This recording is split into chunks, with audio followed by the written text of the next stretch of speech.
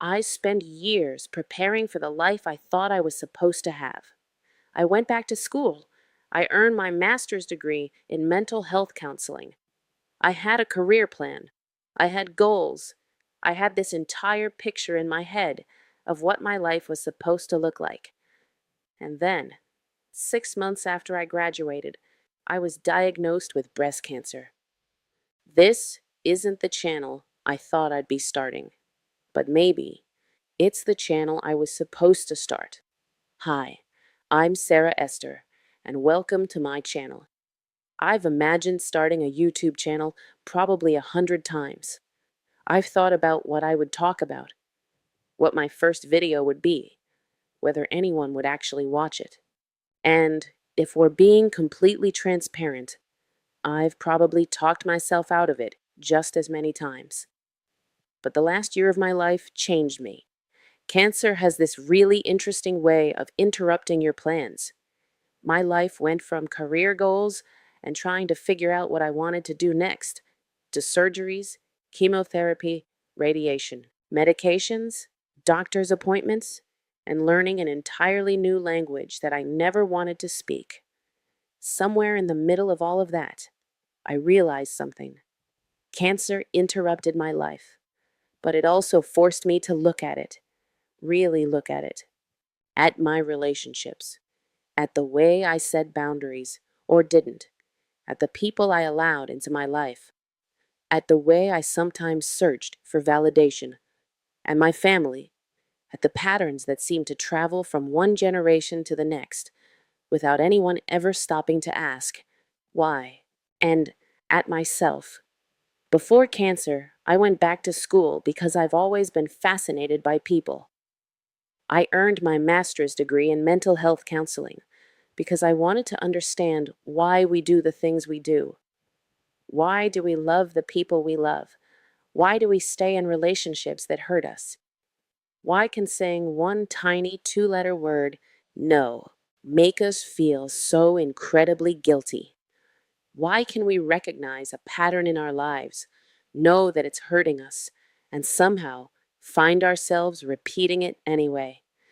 I thought I would spend my career helping other people explore those questions, and maybe one day I still will. But life took me somewhere else first. So this channel is me exploring those questions with you. We're going to talk about mental health, relationships, boundaries, attachment, trauma, the patterns we repeat, and the stories we tell ourselves about who we're supposed to be. We're also going to talk about cancer, but not just treatment. There are incredible people and resources that can explain chemotherapy and radiation far better than I ever could. I want to talk about what happens in your head.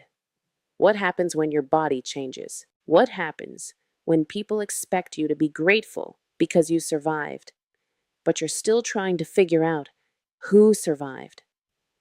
What happens when treatment ends and everyone seems ready for you to go back to normal, but you don't actually know what normal is anymore? And then there's something I'm calling the genogram project. A genogram is basically a family tree.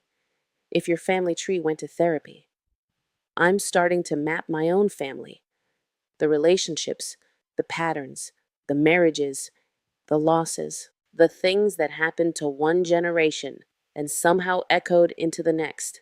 And this year, I'm going back to Puerto Rico. I was born there. My family is from there. I'm going to talk to family. I'm going to explore where I come from, and I'm going to bring you with me. I'm starting this channel because I think there are a lot of us trying to understand how we became who we are.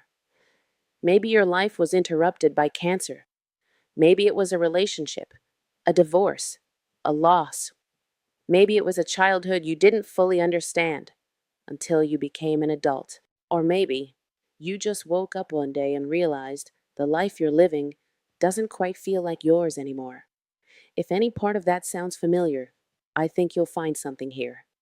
This channel is about understanding what shaped us, healing what hurt us, and deciding who we want to become next. because if I've learned anything over the last year, it's that change is always coming. Sometimes we choose it, sometimes life chooses it for us. But either way, we get to decide what we do with what comes next.